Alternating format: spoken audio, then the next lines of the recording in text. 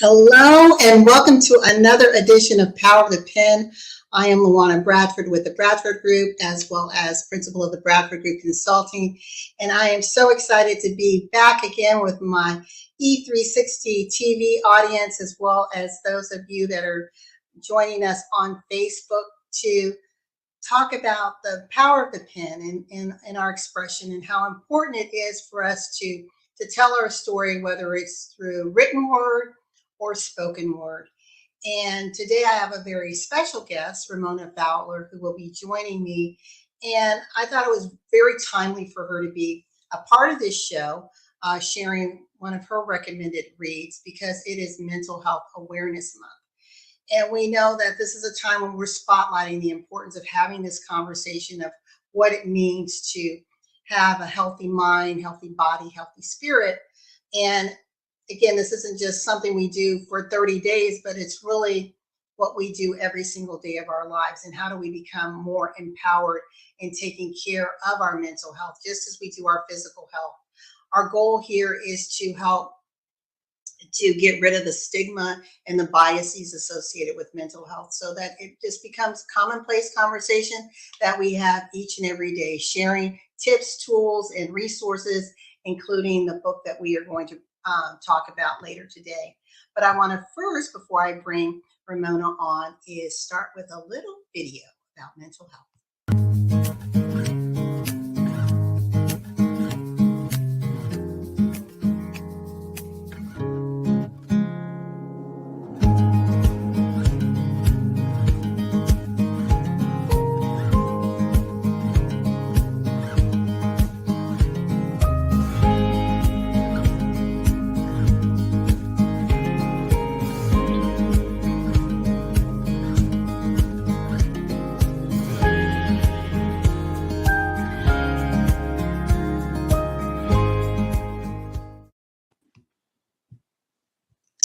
Hello, Ramona. How's it going? Hi, LaWanna. Everything's going great. How are you? I'm doing well, thank you. I think I'm going to add, I think it's important to add the name of the author here. We are going to be talking about Cleaning Up Your Mental Mess by Dr. Carolyn Leaf. And this is a recommended read by Ramona Paulson. And before we start talking about the book, Ramona, I just want to first say thank you for taking time of your busy retirement schedule to join me. Well, thanks for inviting me. I think it's a very, very important topic, and I love Dr. Carolyn Leaf. And for those who don't know who she is, she's a neuroscientist as well as in simple terms, she is an expert on the brain and brain health and brain wellness, and how our mind influences the brain, which influences our actions, our thoughts, and ultimately our body. And so Ramona and I are going to talk a little bit about this amazing book. But I want to tell people a little bit about you. Is that okay, Ramona? Of course. Ramona is a retired educator, and I love the fact that when she and I spoke about retirement, she said not only was she planning to make sure financially things were ready for her to retire, but she had a plan of action of how she wanted to experience her retirement life. And I think that is so important because often, Ramona, when people retire, they're lost. It's like suddenly they feel that they don't have purpose and what's the meaning of life now that I have this new chapter. So you have made an impact in the educational arena in Las Vegas. And now just through your new lived experience, you are, I think I would like to call you like a teacher in action and enjoying the time with your husband, celebrating your 2 adult children and your family, your mom. And you have also embarked upon rediscovering your passion and love for art. And so I like to get into that a little bit before we talk about the book. Okay. Well, I did retire from teaching after 30 years. And I thought, you know what? I'm going to do something for me. And I started reading and watching self-help YouTube videos. And I wanted to help my body feel better because I have arthritis, but I also was eating better, exercising, lightly to moderate, not crazy, have limitations, but also my mental health. I started thinking, I get stressed out and frustrated easily, not necessarily with the kids when I'm teaching, but with myself. And I wanted to feel better every way that I could. So exercising and eating didn't seem like a problem, but uh, when I started painting, it felt very therapeutic. And the more I did it, the more I enjoyed it and started thinking real positive thoughts. And I had like hope, like there was something more than just working and retiring. And I really have gotten into it. I've been able to actually sell some of my art, and that's been exciting. I'm just at the beginning, I think, of the art journey, but I've been loving it, and it's given me a little bit of purpose, like you said. I've done so many things since I've retired, but this is really resonating with me the most so far. You just used a very interesting word, and I know this month I've been interviewing different individuals on my three platforms, and whenever we've talked about mental health, everyone has used the word hope. So tell me a little bit about that, and why is hope so important as we journey through life? Because we know there's going to be ebbs and flows, and some days are going to be better than others, and some are going to feel pretty crappy, right? True. Well, like you said, my kids are grown, so I don't identify so much with the mother as much, even though I do talk to them and support them. It's different. And it's almost like my time to be doing something. And so I started thinking more about what I liked and more about what I wanted to do. And that's when I became hopeful that, you know what, I can have my own little life now, even though I've raised my children and I'm married and we're going about doing our daily things. I really feel like I can be happy in retirement. A lot of people were, concerning me saying, oh, you're going to be bored. You've been teaching so long and you're so active. And I was a little concerned. So I did start making a little mental list of what I like and what I used to like to see if I can get back into it, and art was one of them. And just to be able to make so many paintings and make so many art pieces of work a day, it just feels healthy to me. I feel happy, and that's what makes me hopeful that I can make myself happy, and I don't need all these external sources. And by doing that, people are appreciating my art, and it's just amazing. It's not really what I expected, but it's coming out turning out great. And I think that's so beautiful, because your it's like your gift makes a way for you, and even though we may bury it, when we rediscover it, like you said, you feel alive. Your True. creation on steroids right now. With every time I look, it's like, hey, what about this? And I love Yeah, it. I'm I mean, trying. it's I'm trying. exciting. It's exciting to see everything that you're doing. And I had we met when we were kids in Italy, and knowing your family, which is like family to me, and Same. like I have your father's artwork hanging in my home, and That's right. I never knew that you had that talent. So that's I think for me, it's just so exciting to see. It's like, oh my gosh. Yeah, I always did it. In middle school, I took an art class and did a lot of drawing. And in high school, I took an art class and have a big drawing outside in my garage. And even in college, I took painting, but I never really had time to do it between raising kids and teaching and having a job. And every chance I did, my kids had projects and like, can you please draw this for me? So I would say, I'm only going to draw it. You have to color it and do the rest. But that was my little chance to, do something fun and exciting. And people were always amazed, like, wow, did you make that? Did you do that bulletin board? Because you don't get a chance to be super creative when you're busy like that. That's true. And I find that you are more creative when you have that clarity of mind, when you're in a place of peace, so you can tap into your genius, right? But when there's a lot of True. noise, and as Dr. Carolyn Leaf is saying, that mental mess, it's a little hard to find creativity, right? And definitely, that's the last thing on your mind. It's true.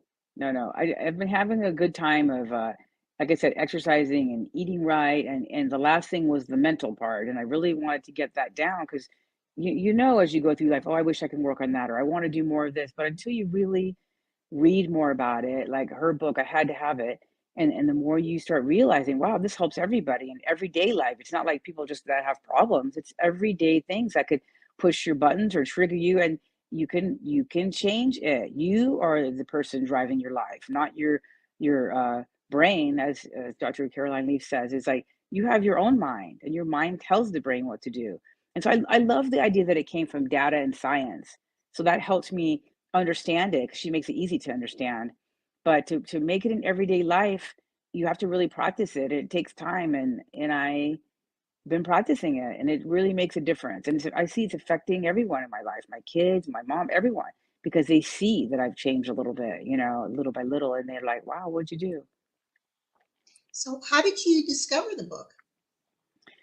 Well, I was looking at YouTube videos, and there's all kinds of things. I started meditating, and I started getting into more of, homeopathic type medicines. And so I thought, I wanted to do something natural that I could do for myself. And when I found out about her, I watched almost all of her videos, all in like a week. And I thought, well, she started advertising this book. And so I thought, you know what? It's not very much on Amazon. I'm getting it. And I started reading it. I couldn't put it down. It just made so much sense. Like I said, just resonated with me. I said, wait a minute, and the more that I read it, I like that she has like two parts. One part is all about the brain. It is very technical, and she explains it easily, but it's all her studies and all the research over the 30, 40 years she's been doing, which I was interested in. And once I understood the background and the what and the how, then I got into that practical practice of her easy 5 steps. Like everyone has, and for 9.99, these 5 steps will make you happy. But they're have to do with rewiring the brain, and it made perfect sense to me. And so I started trying it, and I was amazed how good it was. Yeah, because when you think about that, yeah, we've all heard we only use, a small percentage of our brain, and she uses the term neuroplasticity, and that's the Hmm. brain's ability to wire and or rewire itself, which is pretty powerful when you think of people who've had brain injuries or illnesses, strokes, etc. That you can actually help the brain to tap into the healthier parts and Exactly. still live a beautiful and fulfilled life. And I think it's actually it can be a little frightening to realize that we literally can control the outcome of our lives, right? It takes the Yes. blame, right? We have to get Yes. rid of the blame game and say, okay, I am So accountable, true. I am responsible. You can only blame your parents for so long. Then you're an adult. You make the change. You want to do it better, do it better. And I agree with all of that. I mean, she gives examples of people in comas, and she still talked to them and still trained them after they came out. And they finished high school and college, and they were perfectly fine. And she was deciding, and her research was the brain can change, your mind can change. So everyone can. The one thing that she also mentioned is that when you are aware, right, and you become, because we are conscious beings, so when you become very aware of the triggers and why you have been responding and reacting a certain way, you Hmm. can shift that. And many of our negative responses are fear based. I agree. That is the truth. You have to be aware. Her very first step is to gather information. Am I sweating? Am I clenching my fist? Am I cussing at someone cutting me off? What am I doing? Am I breathing harder? Is my heart beating? As soon as you gather all that information, then you go, wait a minute, why am I so angry? And then you go deeper and reflect. And the more you reflect, you start going, wait a minute, I felt insignificant as a child. I was ignored. I was nothing. With the middle child syndrome. I mean, you start getting to the deep root, and you're like, wow, this guy just cut me off. But really, it comes down to something deeper. It's hurting you, because people that are angry are just hurt. It's a little child hurt inside. And you start reflecting a little bit, and then they say, of course, writing always helps. And if you write down things, whether it's speaking into your phone or writing it down anywhere, you get a chance to make it real. It's coming to, like you said, the surface, to the conscious mind. And then that's when you can change it and rewire it. And it's not going to happen overnight or the first time, but you can be like, well, this guy was probably in a hurry, he cut me off. Or this guy he doesn't even know who I am, he's not attacking me, he just, being dumb. And then you can decide you're not going to take that on to your personality. You're not going to make yourself angry and miserable for the next 10 minutes and breathe hard because this what this guy's doing. And so you have choices. And so I tried it. I was like, huh, and just kept moving on, and it didn't affect my health because you do get angry and your cortisone levels pop, and you have to watch these things. And if you don't, that's how people have heart attacks. That's how people have depression. That's how people have anxiety. And you want to be free. It's like I just retired for the last 4 years. I want to be happy and free and healthy. I don't want to be, like you said, bogged down with things that the society has told me I have to be. The one thing that was actually a little disturbing that she put in the book is she compared, the our parents' generation with our generation, and it's basically this is the first generation that is not going to live as healthy as the previous generation, that we Yeah, are dying younger. reverse. And take COVID off the table.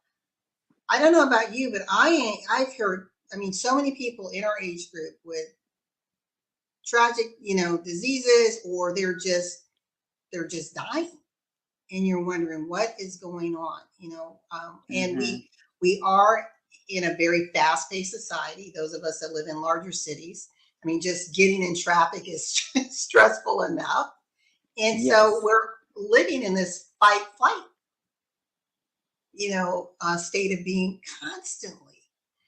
And with you, in reading the book, what tips did you pull out of it to help people to get to a place where they can calm themselves and, well, first recognize that you are in this heightened state of, I'm on edge, and then calm yourself down to get to a place, I guess, a healthy space mentally, which will then translate to your physical well-being.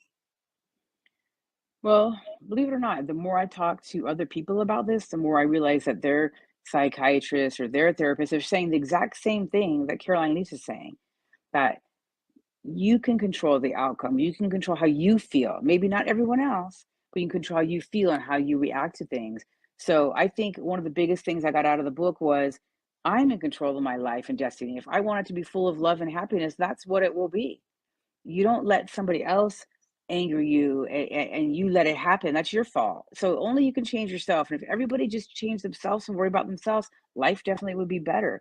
But I think her whole idea of uh, recognizing it and then changing it over and over. Her big thing is it takes 21 days for a habit, but she says no, it takes 63 days, 3 months to really, really rewire and change things. And so I just keep thinking that, you know what, I'll do it for 6 months, do it for a year, do it for two. The more I do it, the more I notice that I'm peaceful.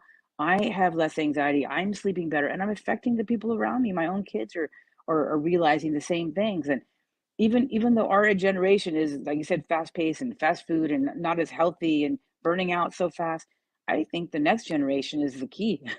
These guys, as they say, is a generation of woke individuals.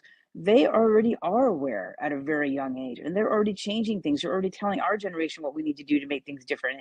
I find that refreshing. Like, finally, you're allowed to express your feelings. You're allowed to be who you are.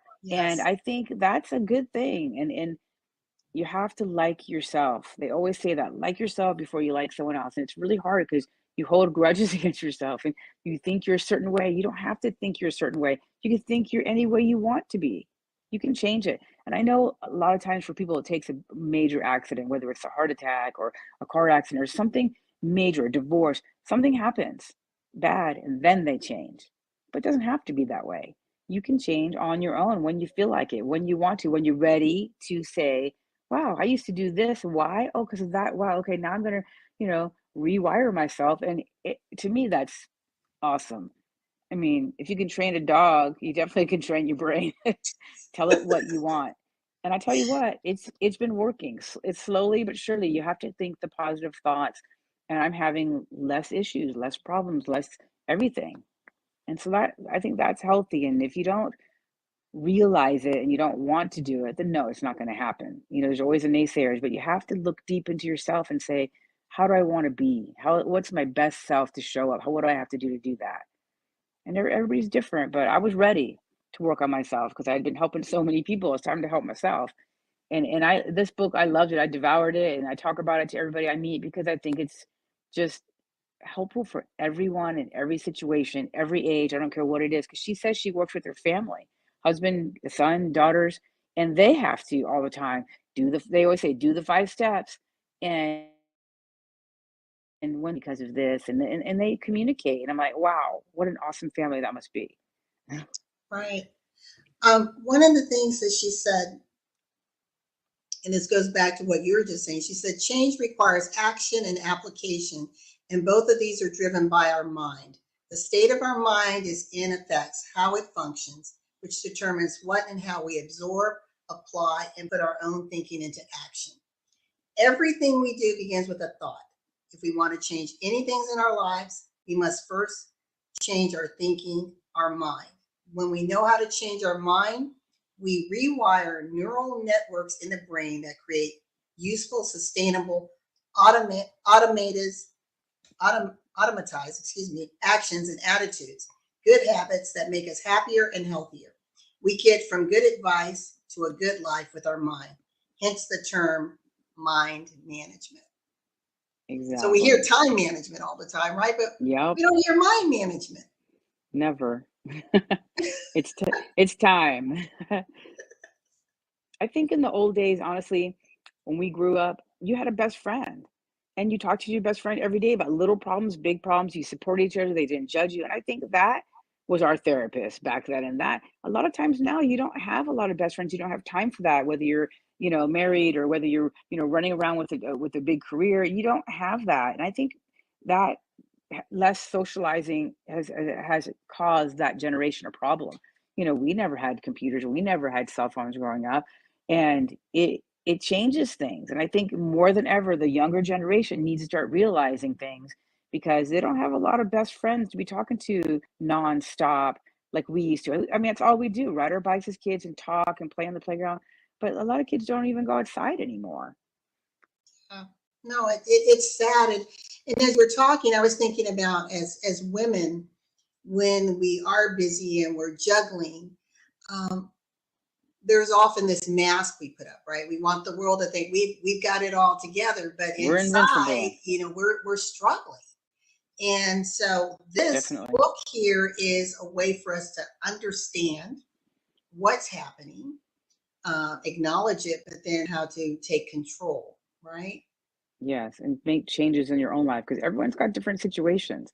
She lays down the facts and the research and then gives you the tools to do it. Everyone, has a different way of taking it and changing. And might be baby steps, it might be all of a sudden, it might be like a revelation. But just to do the work, I don't know. I think it's satisfying and exciting. I don't know who wouldn't want to make themselves better. Right.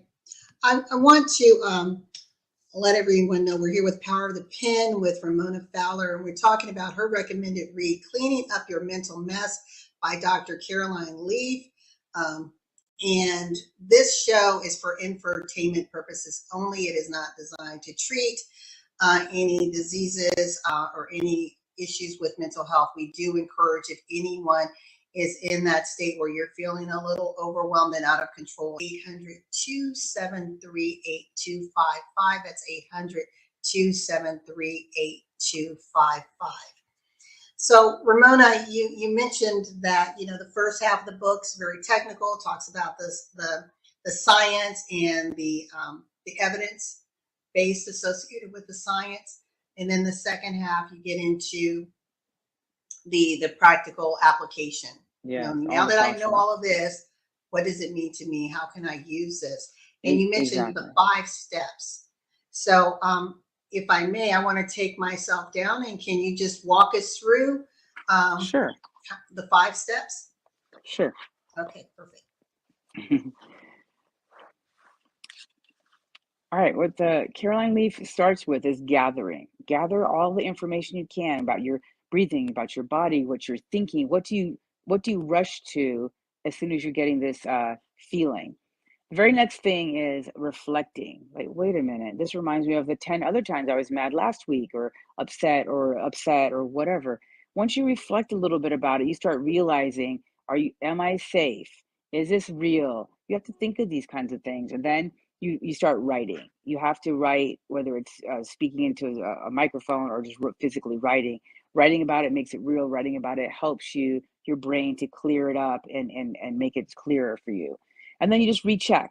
You're going to recheck yourself. It's like, okay, when I feel this, I do this. So next time I feel this, I'm going to do this. And you rewire and change. It's a simple sentence she puts in her book to help you get to that point.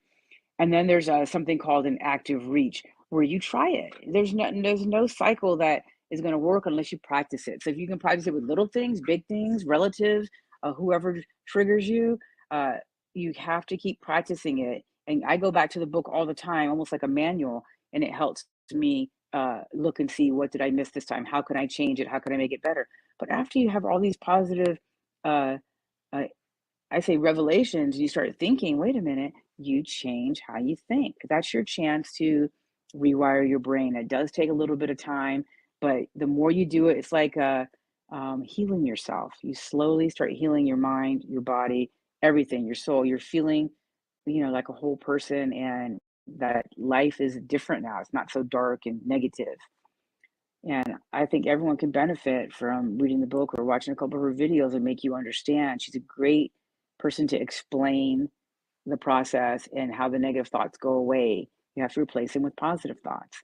It's just common sense, but with all the data and research she's done, it really helps make sense. And she explains it so well because it is a pretty heavy book for, brain concepts. But when you read it and start thinking about it, it's awesome. I think everyone should take a peek at that book or her work.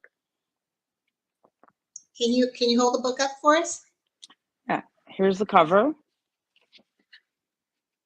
So, Cleaning Up Your Mental Mess by Dr. Carolyn Leaf. 5 simple, scientifically proven steps to reduce anxiety, stress, and toxic thinking.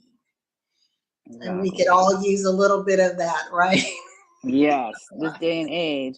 Don't hold it in. You got to figure it out. And sometimes you get inklings of this as your day goes on or your life goes on, but you don't have the time to deal with it. So when you have time, whether it's a girls' weekend or it doesn't matter, get into it and start talking about it. Have a book talk. Can you imagine 3 or 4 of your best friends reading the same book and talking about it? Powerful. Yes, I love that. Well, Ramona, I cannot believe we are almost out of time. But before we go, I have a video that I want to show our listening audience. Is that okay? Okay. And our viewing audience. Here we go.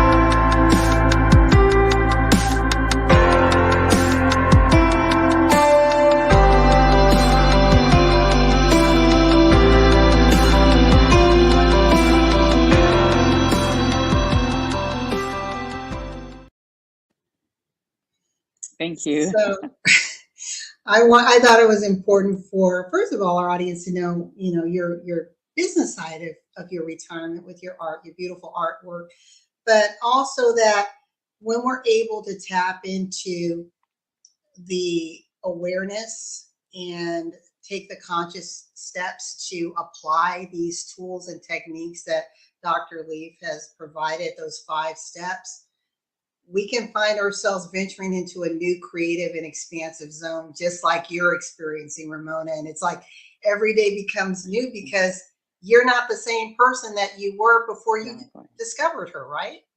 Exactly. Well, to our viewing audience, I want to say thank you so very much for joining us on another edition of Power of the Pen. Thank you, Ramona, for saying yes.